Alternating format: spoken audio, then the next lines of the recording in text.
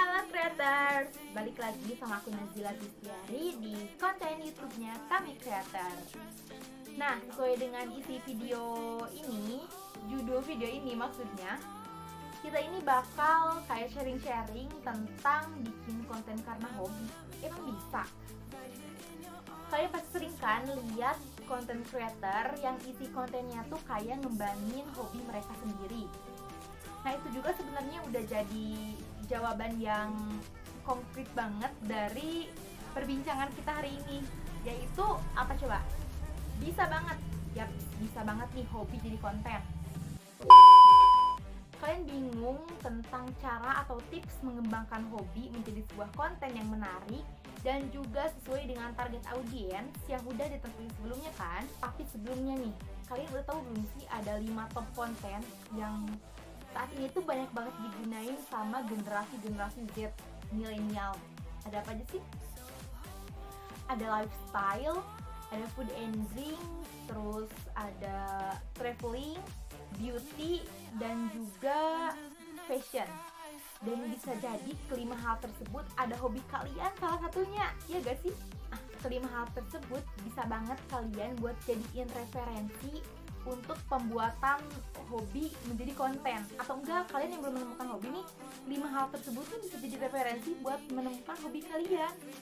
Oke, setelah kegirangan menemukan fakta tersebut nih, aku mau langsung aja nih spill tentang cara atau tips mengembangkan sebuah hobi menjadi konten. Penasaran kan?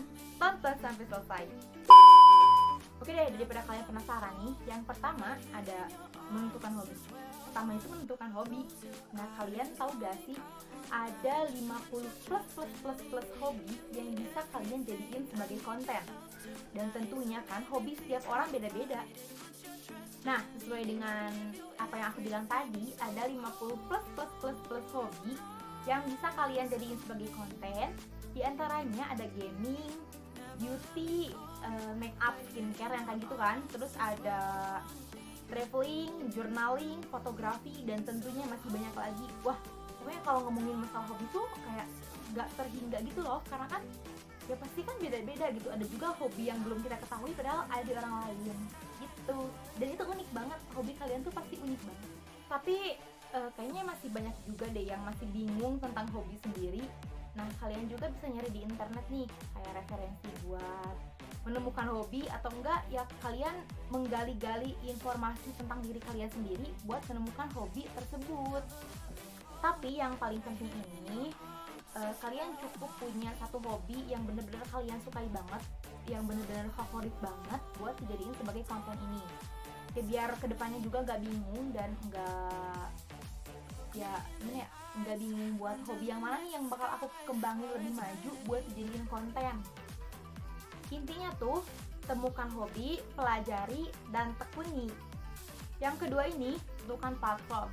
Yap, tentukan satu platform saja buat dijadikan sebagai alat untuk mempublikasikan karya-karya kalian. Karena kan semakin berkembangnya zaman, pasti banyak juga kan aplikasi atau platform-platform yang tentunya bisa banget buat jadi sarana buat nyalurin hobi kalian gitu. Tapi kalau bisa tentukan aja satu platform, karena itu bisa jadi ciri khas dari konten kalian. Dan tentunya hal itu juga bisa mempermudah buat kalian mengupload atau mempublikasikan konten kalian tersebut. Yang ketiga, membuat jadwal upload dengan adanya to-do list atau jadwal yang tersusun. Jadi kalian juga bisa meningkatkan motivasi buat terus membuat konten dan konsisten dalam pembuatan konten. Karena kalau misalnya nggak ada jadwal nih, gimana ya, nggak enak gitu, kayak nggak teratur banget penguploadan konten kalian. Keempat adalah tentukan target audiens. Dengan adanya hal tersebut, berarti tandanya kalian tuh udah siap buat mempublish konten kalian tersebut. Dan juga kalau udah ada target audiens, mau apapun itu kontennya, kalau audiensnya sesuai, dapat dikatakan konten kalian tuh berhasil dan dapat menjawab semua yang mereka cari gitu. Jadi mereka cari, misalnya target audiens kalian tuh para penyuka lukisan. Jadi kan otomatis kalau mereka lihat konten kalian, berarti mereka tuh kayak sama gitu, fashionnya tuh sama mereka. Yang kelima adalah mencari referensi. Referensi itu penting banget karena semakin banyak referensi, maka semakin banyak juga ide-ide yang akan muncul gitu setelah kalian baca atau kalian tonton referensi tersebut. Jadi ide kalian tuh akan muncul berdatangan gitu. Tapi referensi ini bukan berarti kalian harus menjiplak gitu. Tapi kan harus bisa membedakan antara menjiplak dan mencari referensi, oke? Dan dalam content creator, kayaknya menjiplak itu hal yang harus dihindari deh sih. Nggak bosan nih aku bilang buat konsisten. Apapun pekerjaannya, konsisten itu harus diterapkan dalam kehidupan sehari-hari, apalagi dalam pembuatan konten yang berhubungan dengan hobi. Yang tadi aku katakan di awal, walaupun banyak hobi, tapi tentukan satu hobi yang kalian sukai agar kalian konsisten. Kalau misalnya kalian punya 5 hobi, terus kalian pengen gunain kelima hobi tersebut sebagai bahan konten kalian, konsistennya tuh pasti lebih sulit.